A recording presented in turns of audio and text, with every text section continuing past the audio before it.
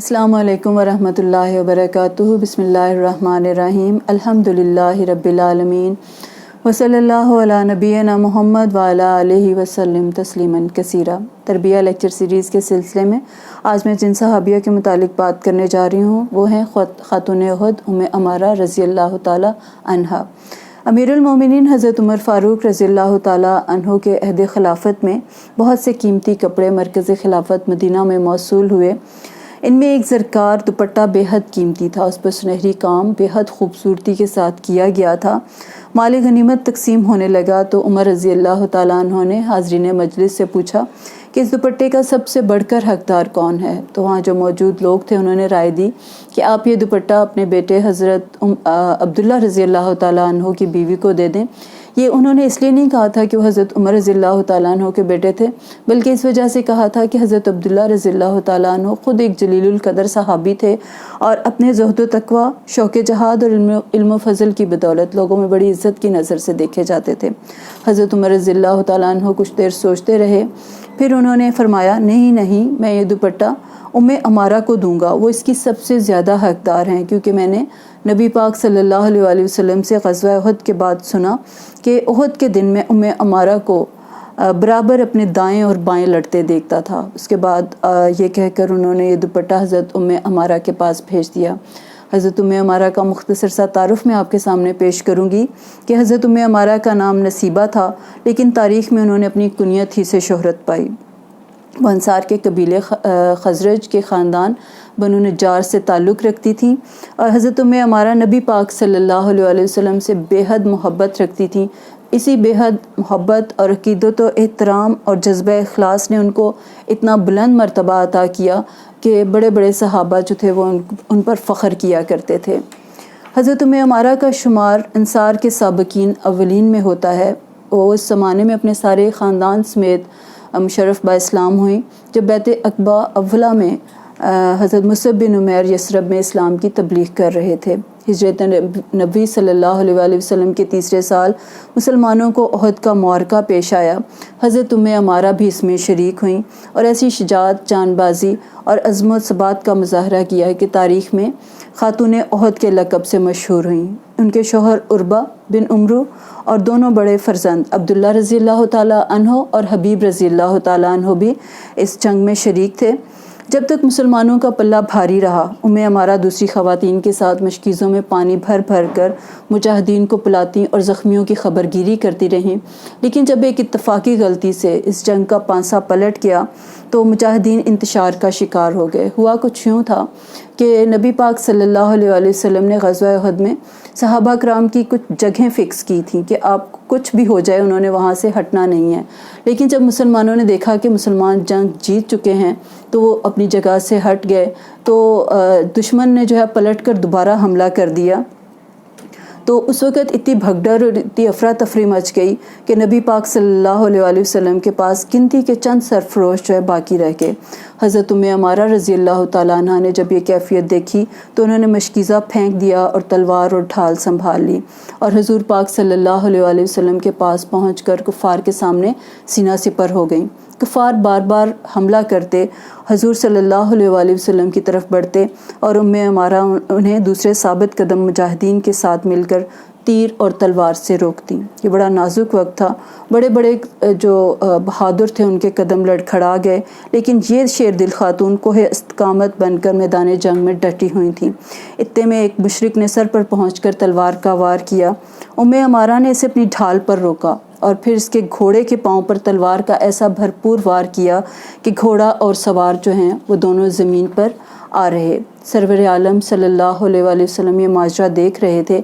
आपने उम्मे अमारा के बेटे को पुकार कर फरमाया, अब्दुल्ला अपनी माँ की मदद कर। वो फ़ौरन इधर लपके और तलवार के एक ही वार से इस मुशरिक को जहन्नम वासिल कर दिया। एन उसी वक्त एक दूसरा मुशरिक तेज़ी से इधर आया और हज़रत अब्दुल्ला रज़ी अल्लाह ताला अन्हु का बायां बाजू ज़ख्मी करता हुआ निकल गया। हज़रत उम्मे अमारा ने अपने हाथ से अब्दुल्ला का ज़ख़म बांधा और फरमाया, बेटे जाओ और जब तक दम में दम है लड़ो। हज़ूर सल्लल्लाहु अलैहि वसल्लम ने उनका जज्बा जान निसारी देख कर फरमाया, اے اُمّ عمارہ، جتنی طاقت تجھ میں ہے کسی اور میں کہاں ہوگی۔ اسی دوران میں وہی مشرک جس نے عبداللہ کو زخمی کیا تھا پلٹ کر پھر حملہ آور ہوا۔ حضور صلی اللہ علیہ وآلہ وسلم نے اُمّ عمارہ سے فرمایا، اُمّ عمارہ سنبھلنا، یہ وہی بدبخت ہے جس نے عبداللہ کو زخمی کیا تھا۔ حضرت اُمّ عمارہ جوش غضب میں اس کی طرف جھپٹی اور تلوار کا ایسا کاری وار کیا کہ وہ دو ٹکڑے ہو کر نیچے گر پڑا۔ سرور عالم صلی اللہ علیہ وآلہ وسلم دیکھ کر متبسم ہو گئے اور فرمایا، اُمّ عمارہ، تو نے اپنے بیٹے کا خوب بدلہ لے لیا۔ جنگ کے دوران میں ایک بدبخت نے دور سے حضور پاک صلی اللہ علیہ وآلہ وسلم پر پتھر پھینکا، جس سے آپ کے 2 دندان مبارک شہید ہو گئے۔ دندان مطلب آپ صلی اللہ علیہ وسلم کے 2 دانت جو ہیں وہ شہید ہو گئے۔ شمع رسالت کے پروانے مضطرب ہو کر ادھر متوجہ ہوئے تو ابن کمیہ نامی ایک کافر گھوڑا دوڑاتا ہوا حضور پاک صلی اللہ علیہ وآلہ وسلم کے قریب پہنچ گیا اور تلوار کا ایک بھرپور وار کیا۔ حضور صلی اللہ علیہ وآلہ وسلم خود پہنے ہوئے تھے، یہ ایک لوہے کی ٹوپی ہوتی ہے جو لڑائی کے دوران میں پہنی جاتی ہے۔ تو ابن کمیہ کی تلوار خود پر پڑی اور اس کی 2 کڑیاں آپ صلی اللہ علیہ وآلہ وسلم کے رخسار مبارک میں گھس گئیں اور خون کی دھاریں پھوٹ نکلیں۔ یہ سب کچھ چشم زدن میں ہو گیا، یعنی اچانک یہ سب کچھ ہو گیا۔ تو حضرت اُمّ عمارہ رضی اللہ تعالی عنہا بے تاب ہو گئیں اور آگے بڑھ کر ابن کمیہ کو روکا۔ یہ شخص قریش کا نامی شاہ سوار تھا، لیکن شیر دل اُمّ عمارہ رضی اللہ تعالی عنہا بالکل ہراساں نہ ہوئیں، بالکل نہ گھبرائیں اور اس پر نہایت جرأت کے ساتھ حملہ کیا۔ اب یہ جو ابن کمیہ تھا، اس نے زرہ پہنی ہوئی تھی۔ یہ زرہ جو ہے یہ میٹل شیٹ کا ڈریس ہوتا ہے جو اس زمانے میں جو ہے لوگ لڑائی کے دوران میں پہنا کرتے تھے۔ تو اس لیے اُمّ عمارہ کی تلوار نشانے پر نہ لگی اور ابن کمیہ کو جو ہے جوابی وار کرنے کا موقع مل گیا۔ اس سے ان کے کندھے پر شدید زخم آیا، لیکن ابن کمیہ کو بھی وہاں ٹھہرنے کی جرأت نہ ہوئی اور وہ تیزی سے گھوڑا دوڑاتا ہوا بھاگ گیا۔ حضرت اُمّ عمارہ کے زخم سے خون کا پرنالہ بہہ رہا تھا۔ حضور صلی اللہ علیہ وآلہ وسلم نے خود ان کے زخم پر پٹی بندھوائی اور کئی بہادر صحابہ کا نام لے کر فرمایا، واللہ آج اُمّ عمارہ نے ان سب سے بڑھ کر بہادری دکھائی۔ اُمّ عمارہ رضی اللہ تعالیٰ عنہ نے عرض کیا، یا رسول اللہ، میرے ماں باپ آپ پر قربان، میرے لیے دعا فرمائیے کہ جنت میں بھی مجھے آپ کی معیت نصیب ہو، یعنی آپ کا ساتھ نصیب ہو۔ حضور صلی اللہ علیہ وآلہ وسلم نے نہایت خشوع و خضوع سے ان کے لیے دعا مانگی اور بآواز بلند فرمایا، اللہم اجعلہم رفقائی فی الجنت۔ حضرت اُمّ عمارہ رضی اللہ تعالیٰ عنہ کو بڑی مسرت ہوئی اور ان کی زبان سے بے اختیار یہ الفاظ نکلے کہ اب مجھے دنیا میں کسی بھی مصیبت کی پرواہ نہیں۔ لڑائی ختم ہوئی تو حضور پاک صلی اللہ علیہ وآلہ وسلم اس وقت تک گھر تشریف نہ لے گئے جب تک آپ نے حضرت عبداللہ رضی اللہ تعالیٰ کعب مازنی کو بھیج کر حضرت اُمّ عمارہ کی خیریت دریافت نہ کر لی۔ حضور صلی اللہ علیہ وآلہ وسلم فرمایا کرتے تھے، احد کے دن میں جدھر نظر ڈالتا اُمّ عمارہ لڑائی کرتی نظر آتی تھیں یا لڑتی نظر آتی تھیں۔ ایک روایت میں ہے کہ غزوہ احد میں اُمّ عمارہ رضی اللہ تعالیٰ عنہا کے جسم پر 12 زخم لگے تھے۔ علامہ ابن سعد کا بیان ہے کہ غزوہ احد کے بعد انہوں نے بیعت رضوان، جنگ خیبر، امرۃ القضا اور غزوہ حنین میں بھی شرکت کی۔ ایک دوسری روایت کے مطابق فتح مکہ کے موقع پر بھی سرور عالم صلی اللہ علیہ وآلہ وسلم کی ہم رکابی کا شرف حضرت اُمّ عمارہ کو نصیب ہوا۔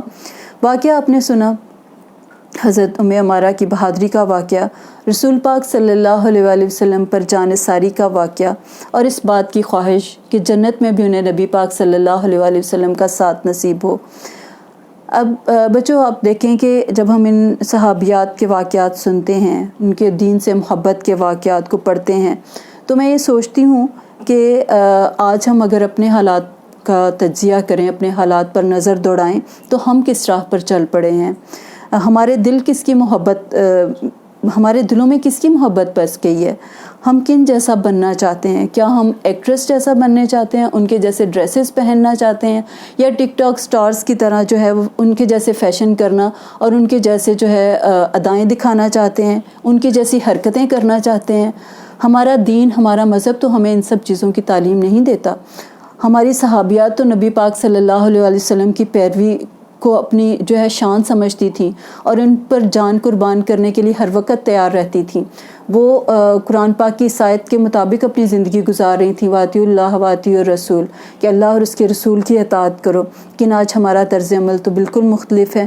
ان صحابیات کے واقعات کو سنانے کا مقصد یہ ہے کہ ان واقعات کے سننے کے بعد اگر کوئی ایک بھی بچہ دین کی راہ اپنا لیتا ہے، دین کی طرف پلٹ آتا ہے، تو ہم سمجھیں گے کہ ہم نے اپنے مقصد میں کامیابی حاصل کر لی ہے. اللہ تعالی ہم سب کو ان صحابیات کی طرح نبی پاک صلی اللہ علیہ وسلم کی پیروی جو ہے کرنے کی توفیق عطا فرمائے، اور اللہ تعالی ہم سب کو عمل کی توفیق عطا فرمائے. آمین. اللہ حافظ.